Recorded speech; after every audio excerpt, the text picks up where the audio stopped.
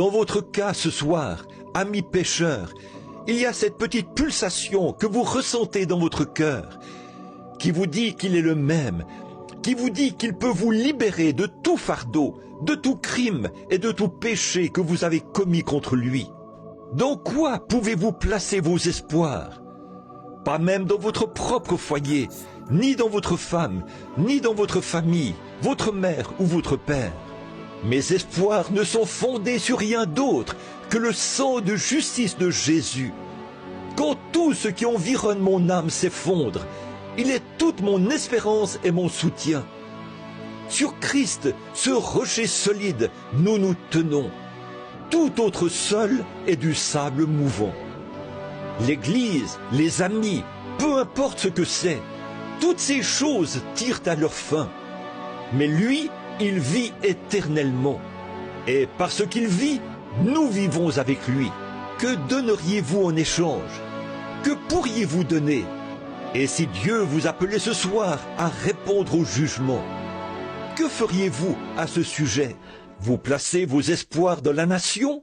Elle se disloque, comme toutes les autres. Vous placez vos espoirs dans une certaine élection à venir? Ces hommes, je n'ai rien contre eux, mais ils sont mortels et ils passeront.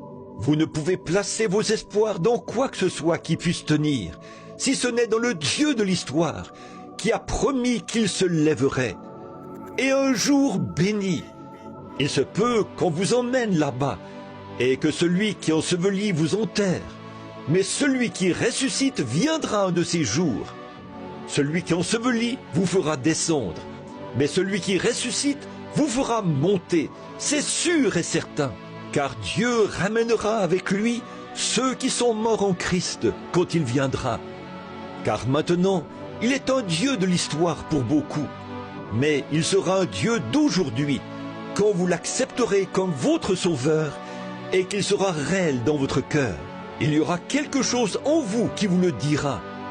Il se peut que vous n'ayez aucune émotion, il se peut que vous ne pleuriez pas, il se peut que vous ne parliez pas en langue, il se peut que vous ne couriez pas, il se peut que vous ne poussiez pas des cris, mais il se passera quelque chose que vous saurez, qui vous fera savoir que quelque chose s'est produit.